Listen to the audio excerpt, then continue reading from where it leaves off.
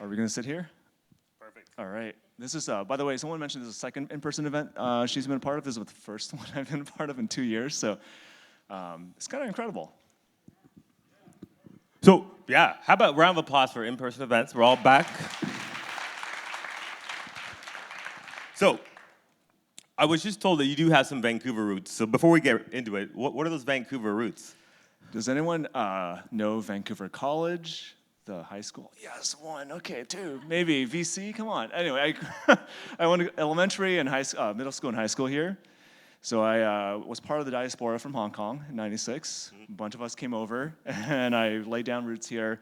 And I went to college in the States. Stayed there for a while, but always consider Vancouver my home. Yeah, wonderful. And so today you're at Opendoor. You're the co-founder and CTO there. We're gonna jump back and forth in time a bit, but just for the group here, for people who don't know Opendoor, what's the Opendoor pitch right now? The Opendoor pitch is buying and selling a home is way too hard, right? So if you want to sell a home, you have to go through a lot of both emotional processes and emotional kind of journey, and then you have to decide to sell, and then you have to go through 3 months of uncertainty and stress. Right? And if I were to tell you, hey, the only way you can sell your car is to go through 3 months of uncertainty and stress, you say that's ridiculous, right? So what we started with 7.5 years ago is the ability for you to sell with a tap of a button. And the way we enable that is we actually buy the home directly from the seller. And so when you're able to do that, then you can facilitate liquidity in residential real estate in a way that's never been seen before. So we started with that. But now, really, our vision is to be a one-stop shop for all things real estate. So how might you buy and sell and move with the tap of a button? And that's really ultimately what we're trying to create. Yeah, no, that's fantastic. And you guys came a long way.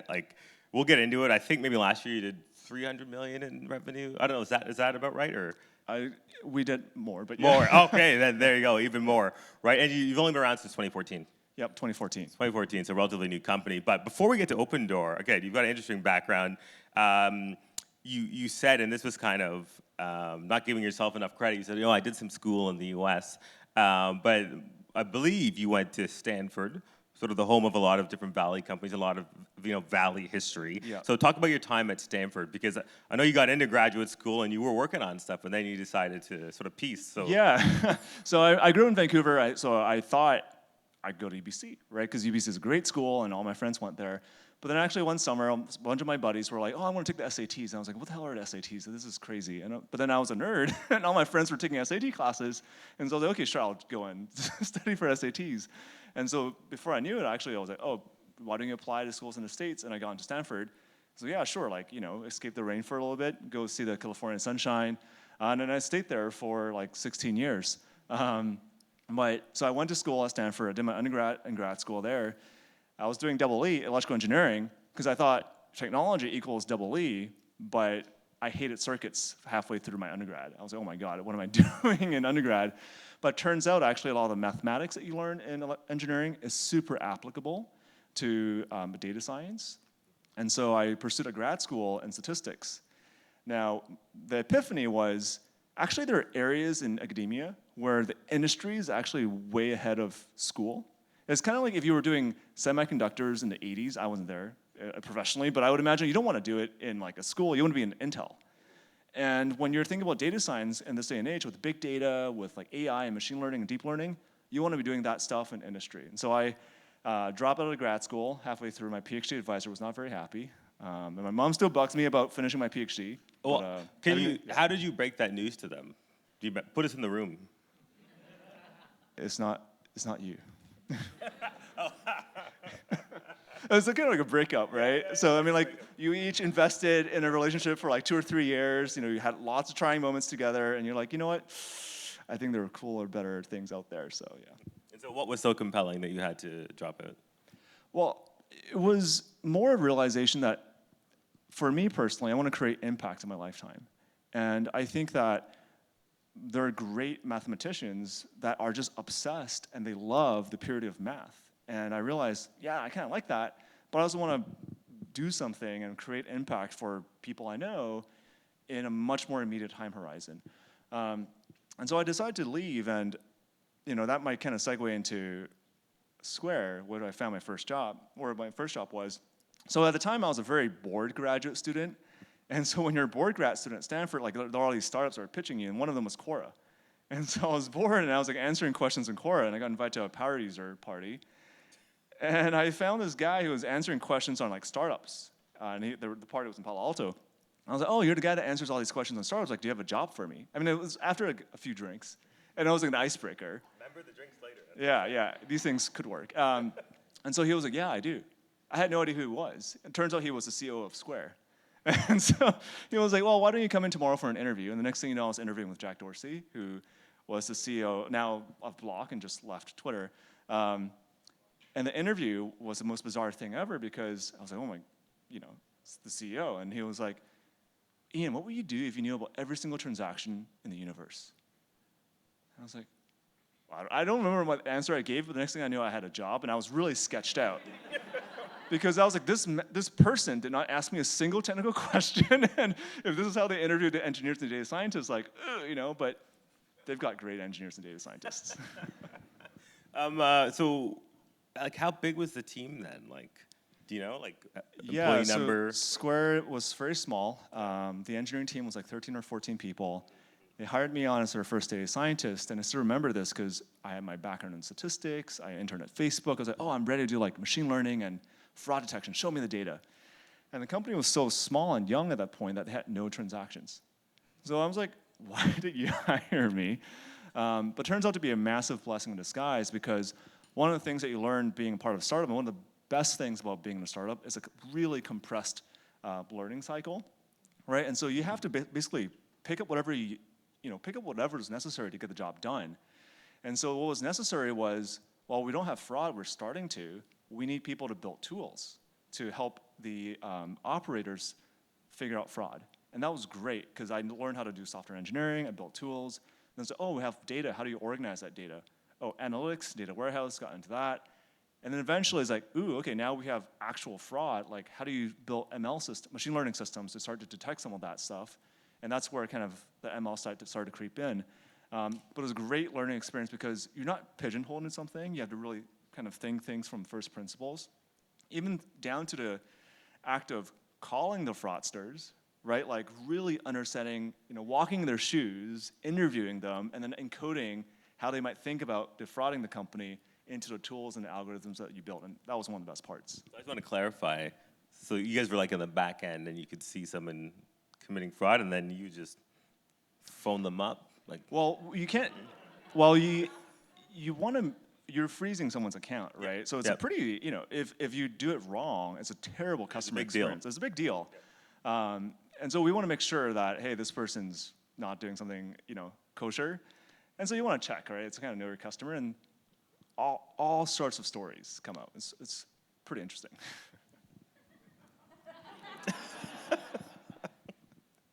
So, sir, why do you have all these transactions that are card not present, and you're buying like $10,000 things and refunding it, or like $5,000 things, and what kind of business are you in? Oh, I'm just like helping my family out. Like, but you tell her that you say that you're a travel agency. Like, tell us more about your business. Oh, it's my father's brother's cousin's business. I'm just kind of helping part-time on. It's like, okay, this person is sketch. What's going on? I mean, it's flag. Yeah, and then obviously, as an analyst or data scientist, like I left it to the more experienced operators to really decide that. But I think oftentimes talking to customers, or in this case a fraudster, is the best way to develop customer empathy or to really understand the space that you're modeling. Because sometimes when you're an engineer, you can sit too far back in the computer, so to speak, and it's really important to be in there. I'm curious, right? So you're doing that process. That's a very like manual process, right? You're talking to someone. How do you take those learnings and then like turn that into a tool or a product, right? Like Yeah. I mean, you can talk about that later with Opendoor stuff, but there might be some good examples here. Yeah, I mean, both Square and Opendoor, I think, have very similar approaches to how you model a space, right? So I actually had a chat with one of the members of the audience earlier, and he asked, hey, how do you apply machine learning in real life? And so if you really think about what machine learning is trying to do, you're just basically trying to generalize human intuition. I know it sounds abstract, but all it's saying is, okay, well, I'm trying to model fraud or asset prices. In the case of Opendoor, I would really want to know how much is a home worth in any given moment. And so what I have to do at Opendoor's case is to understand, well, how do people value homes today? What are things that people care about? And what are things that could turn people off from a house? And how do you actually encode that? Like, for instance, there are some obvious things, like number of bedrooms, number of bathrooms, square footage, all these things you kind of obviously matter in the price of a house. But then there are things like curb appeal, or how good is the interior of the house in terms of the condition.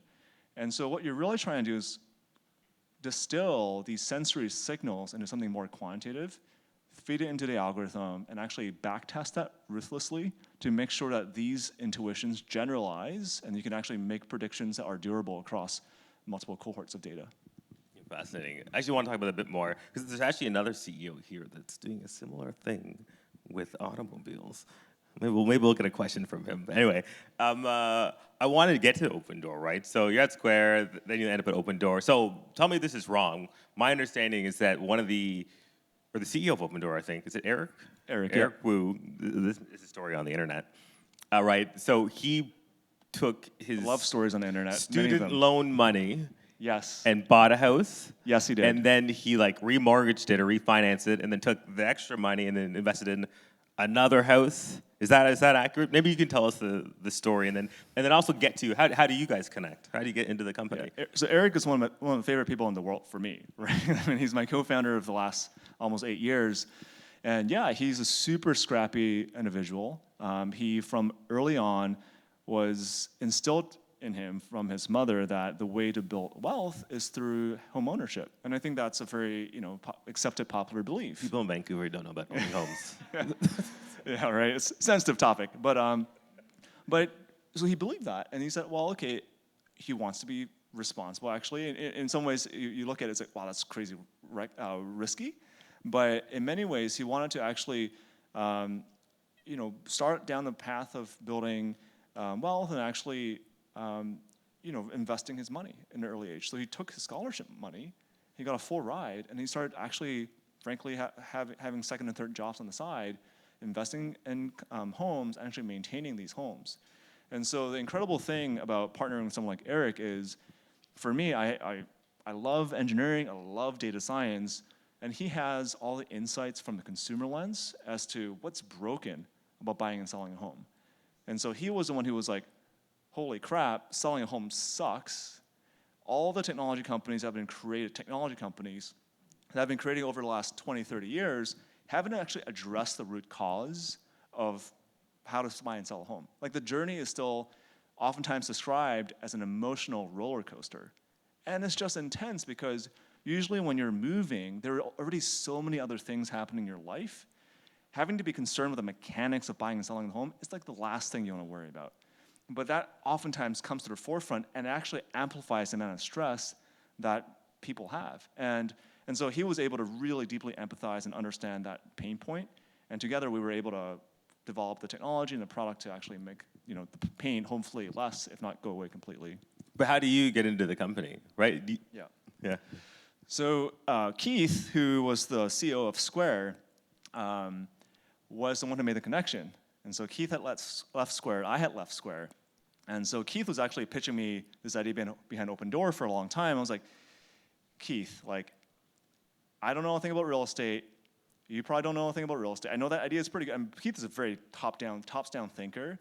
And so he knows a ton about real estate, but at the time I didn't appreciate it. And then until he brought in Eric, I wasn't quite sure. But once he brought in Eric, and actually JD, my other co-founder, it became clear that we had a really strong team. And one way I think about startup formation is all about the series of risks that a company has, right? Oftentimes it starts off with, do you have a unique insight into a consumer pain point? And so I think Eric had that set of insights, and Keith did too. And then the next thing was, how do you achieve product market fit? And so you need a great set of products managers and designers and marketers to help us identify and message the products.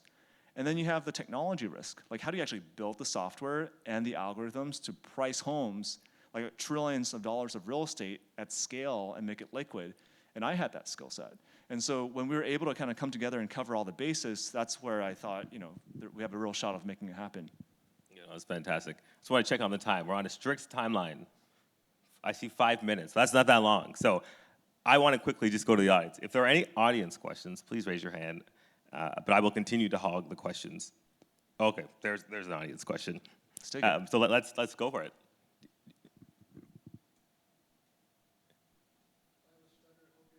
Oh yeah, no, it's all good, and I can bring the mic up. I'm happy to. Yeah, happy to bring the mic up. Hopefully, no feedback. If there's anyone else, raise your hand so I can come to you next. Again, I'll continue to hog the questions. Otherwise, I have more. I am amazed at myself sometimes. I am a founder. I have a stutter, and I still do my own sales. It's a bitch sometimes. In your business at the start, who backed your spreads between acquiring the house and selling it, like at the beginning of your cycling? Yeah, so I think the question Thank is, thanks for the question. So I think the question is who backed the spread, right, between what we buy it and what we sell at. From day one, we in-house that risk. And so one of the scary things for a lot of external observers was, hey, you're buying and selling these things that cost hundreds of thousands of dollars. They're doing it at scale. Isn't this risky? And the answer is yes, of course there's risk involved with buying and selling any type of assets. But I think the challenge and the moat becomes, hey, how do you do that at scale in a way that is durable? And so a lot of what we've invested in from a technology and capital market standpoint over the last 8 years at this point is how do you actually build this asset management system that can accurately predict the price of a house, both at the point of when we buy it and also when we sell it, and manage at risk so that we can responsibly scale the business. Great, thanks, Ian. And then I see a bunch. Let's start right here with this young lady. Yep. Hi, thank you so much for coming up to Vancouver to meet with all of us. Full context, I'm actually in prop tech as well in Canada at Properly. So look out for us next year, everyone. But would love to hear more about some of the mistakes that were made as you expanded and grew so rapidly. What are some things you would do differently to go back? Yeah, I mean, there are many mistakes that one goes through.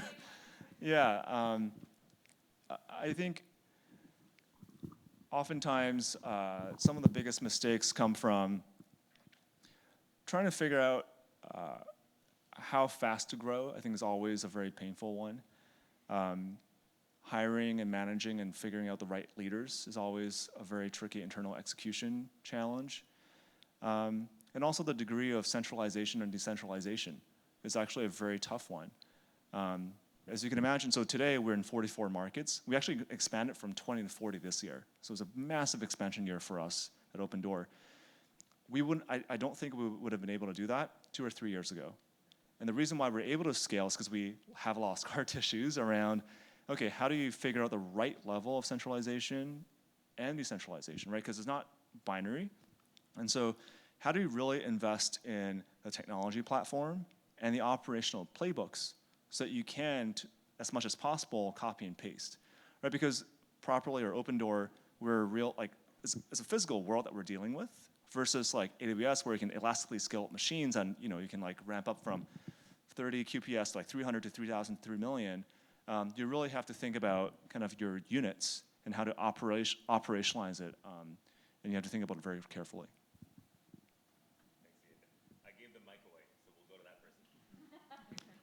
So the question is where to look at for maybe what industries or what technologies for ideas for starting a startup?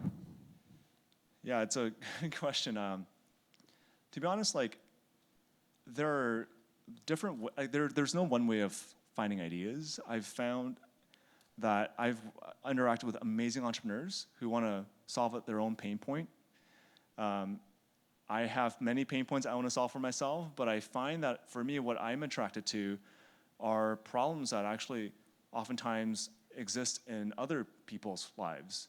And I found that actually the best way I've encountered these ideas is in events like this, or actually embedding yourself in a company or an environment that exposes you to a lot of these problems. I got my start serendipitously at Square, and I think that exposed me a ton of challenges in fintech. And from there, through that network, I was able to meet people who were able to tell me problems in the real estate space. So I think one thing is to always keep your eyes and mind opened.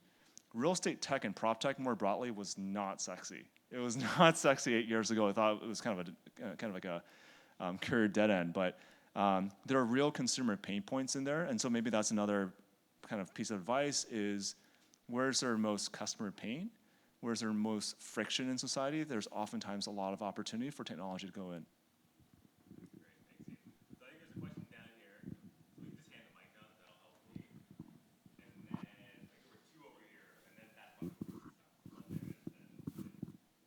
Hi, Ian. Thank you for coming to Vancouver.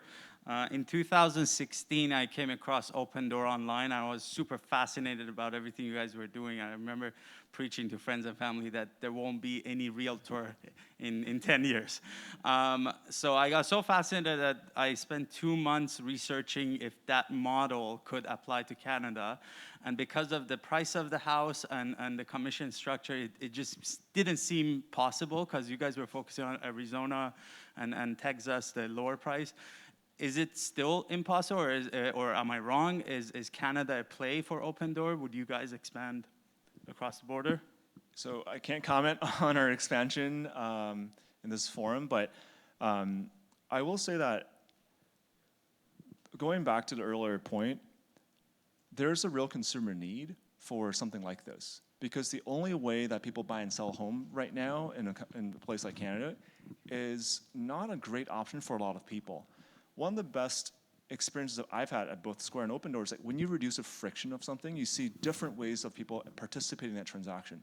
I didn't know, frankly, maybe because I come from a privileged position relatively, that if you have a handicap, like you can't afford showings. Like how do you get out of your home in a moment's notice?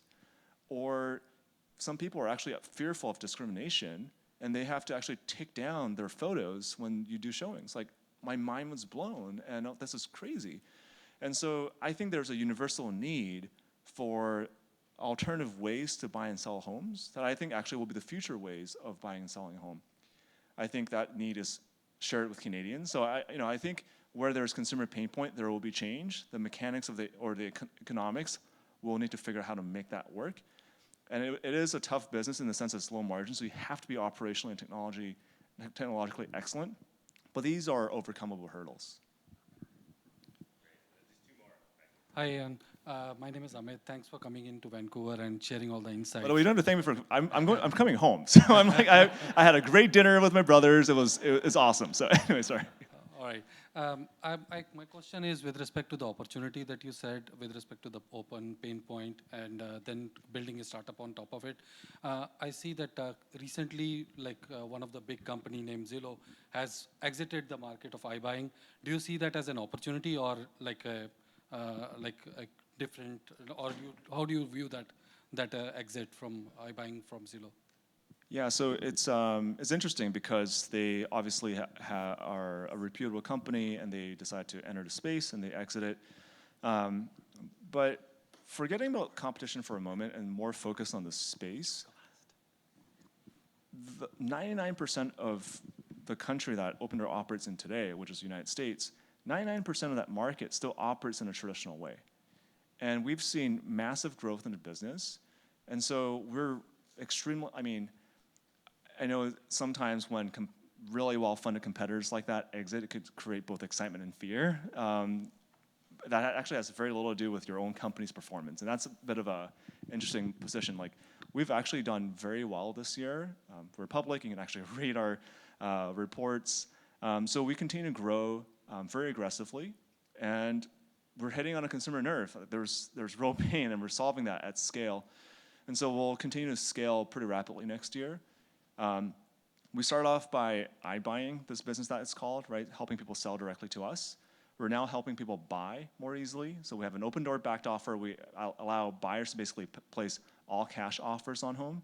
And we've recently launched Opendoor Complete, which combines the both because most buyers are actually sellers and most sellers are actually buyers. So how do you think about those two transactions, not as separate things that you have to coordinate, but one seamless move? So we'll continue to press down those dimensions in the years to come. So, Ian, just two more questions. Yeah. That's it. Great. Go ahead. I will start. Hi, Ian. Thank you for coming to Tech Vancouver to sharing your knowledge. As in Vancouver, like the pricing is so high, I'm sure everyone would really appreciate the service like yours. But my question is not about the expansion. I'm more related to working with founders, like working with a few founders. There's always conflict. I'm just wondering is there some problem you have related with working with other people at the same level, and how do you help out and solving the problem? Yeah, conflicts happen on day one. It happens, I'm now 7.5 years in. Conflicts happen 7.5, 8 years in. And conflicts happen with co-founders early on. Conflicts happen at the executive team where I am at now. I think the question is, how do you resolve conflicts in a constructive way? Because I think one of the common themes around founders especially is that founders are fundamentally dissatisfied. If you're like a really content person in general, I found that usually you're dissatisfied about something about the state of the world, and that kind of agitates you into starting a company in some ways. So I think people who start companies are fundamentally kind of agitated in some ways. So, but how you resolve conflicts, I think, matters in terms of there's work that I think is very obvious, like coding or sketching a mock or what have you. But there's also the meta work, which is working about work, meaning working on the team, talking about the operating principles, talking about what are our personal philosophies for making decisions, and actually spending the time to talk about the group dynamics and how, or in our contexts for how we think about a space. For instance, I'm an engineer by training, so I think about things very much from that lens. And I might not appreciate someone from a capital markets background who might think about things from a completely different angle. So I think it's helpful to actually spend the time, even though it doesn't seem like work, because I'm not coding and he's not fundraising, or she's not fundraising, right? But it's to spend the time to talk about, why do we have conflicts? In engineering, there's this notion of a post-mortem, like you have an outage or a bug, like what's a root cause? And I think it's helpful to actually take that mindset and apply that to a team and say, okay, we are experiencing a problem, right? Let the emotions calm down for a minute. By the end of the week, let's actually retro, like what happened here? It sounds meta, it sounds kind of a waste of time, but it's absolutely not, and that's how you can get better, in my experience. Hey, Ian. As a Canadian who spent a lot of time south of the border, any thoughts or tips about that region of the world? I think not enough Canadians go down there, so love your thoughts. It's funny, because I don't think enough Canadians stay here. Interesting, okay. Look, I think there are plenty of employers in the States who are looking for brilliant Canadian talent, right? We are Opendoor, we're hiring aggressively. We acquired a company in Toronto to try and accelerate our expansion. We're hiring engineers, just a plug, data scientists, analysts, in Canada broadly. I do think the Canadian ecosystem is a massively underserved one. In a world where everything is remote, both your talent and your customers are remote, I think a massive advantage to a place like Vancouver, where there's tremendous talent that I think is really underutilized and untapped. It's strange because now that I'm in Seattle, even Seattle, frankly, has a massively underscaled startup ecosystem relative to Silicon Valley. And I think the difference is really in mindset. It's like, why can't a Vancouver entrepreneur lead the next $100 billion company? There's literally no reason why that can't be the case. And so I think my encouragement, I know I'm not answering your question, my encouragement is like, why aren't more Canadians and Americans coming to Vancouver to start the next big unicorn or decacorn or whatnot? And I really believe that's going to happen in the next 5 to 10 years. Awesome. Interestingly, a lot of my questions were asked, so I don't feel like I lost out. Just the final one, since we didn't get to this at all. You guys are a public company now, and maybe the last thing, just for early stage founders in the audience or whatever stage they're in, is there anything they can be thinking about now, like operationally or from a compliance or security standpoint, infrastructure standpoint, that founders can be thinking about now that is going to be really important when they're a publicly traded company that they might not have thought of? Yeah, it's a good question. There are definitely some amount of overhead that's extra when you're public, right? There's more compliance things and audits and security things, but honestly, these are good things that you should be doing anyway. I do think ultimately what enables a company to become public is ultimately comes down to predictability of your earnings. I think that's really the only change. And frankly, I'm of the believer that a company should try and go public as early as possible because there are actually a lot of benefits to being public. For us, I think this actually made a bit of a difference, a significant difference in having trust with our customers, right? It's not like some private company that's buying my home or helping me buy my next home. Oh, it's a publicly traded company and I can read its financials. And for people that we're trying to hire, there's a certain degree of confidence in a company when it's public. So I actually think going public is a good thing, and companies should try and do that earlier than I think the trend over the last many years. And really, the thing to think about is, how do I forecast and hit the forecasts quarter after quarter? And once you can have confidence that you can do that, I think the company's ready. Great, fantastic. I think we could probably keep going for a while, but I know I've gone over the cameraman's time limit. But I really want to thank you, Ian, for being here. Thank you for visiting us in Vancouver. I'm home. I'm coming home. Thank you for guys. coming home. Can we give Ian a round of applause?